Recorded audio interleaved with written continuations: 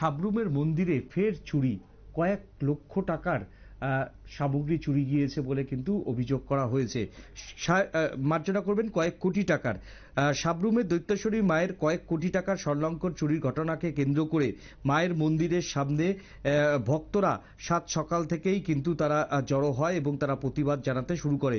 প্রায় 150 বছরের বহু পুরানো সাবরুমের ঐতিহ্যবাহী দৈত্যেশ্বরী কালী মন্দিরের তালা ভেঙে গতকাল নিশিরাতে মায়ের সমস্ত অলঙ্কার সহ নগদ 30,000 টাকা চুরি করে নিয়ে যায় সাবরুমের কুখ্যাত চোর।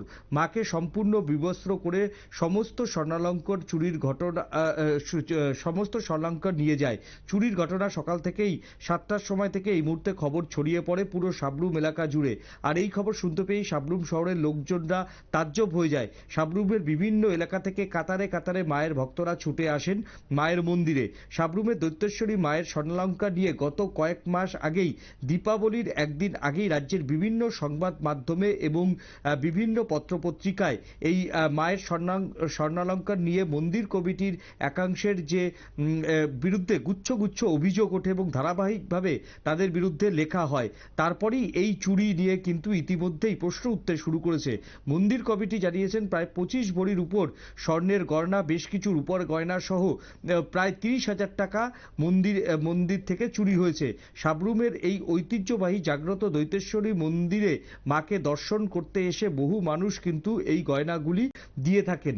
তারপর এই গয়না কিভাবে চুরি হলো তা নিয়ে কিন্তু ইতিমধ্যেই তদন্তে নেমেছে পুলিশ। যদিও এই চুরির ঘটনা নিয়ে কিন্তু অনেকেই কিন্তু সন্দেহ করছেন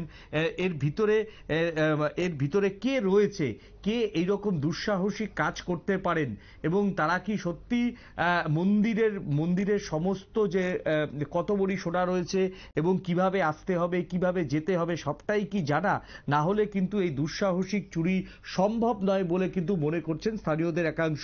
কি বলছে পুলিশ, আসুন দেখে নিই। তারা খবর পাইছি, আমাকে ফোন করছে যে দৈত্যেশ্বরী কালীবাড়িতে চুরি হয়েছে। তখন আমি স্টাফ নিয়ে আসলাম, এসে দেখলাম মায়ের যত স্বর্ণ গয়না রূপার জিনিস ছিল সবগুলি নিয়ে গেছে। তবে তারা আনুমানিক হিসাব দিচ্ছে স্বর্ণের জিনিস হলো 25 ভরি আর রূপা 40 ভরি, মানে ক্যাশ টাকা 30,000 টাকা এখানে গেছে। কারা চুরি করেছে, যারা চুরি করেছে তাদেরকে আমরা তদন্ত করে ধরবো এবং আমরা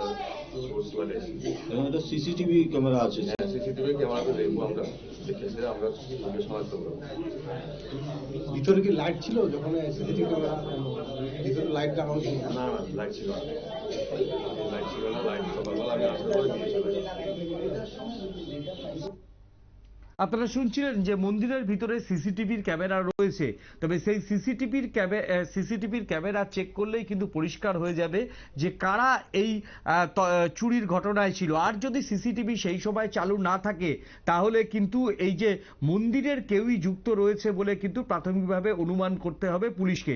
এখন দেখার যে পুলিশ এই তদন্ত কিভাবে সারে এবং কত তাড়াতাড়ি চুরি যাওয়া সমস্ত স্বর্ণালঙ্কার, মায়ের যে স্বর্ণালঙ্কার, সেই স্বর্ণালঙ্কার ফিরিয়ে আনে, এখন সেটাই দেখার। এখন নিয়ে নেব ছোট্ট একটা বিজ্ঞাপনের বিরতির পর ফিরে আসছি আমরা অন্য কোনো খবরে। সঙ্গে থাকুন নিউজ ভ্যানগার্ডের পর্দায়।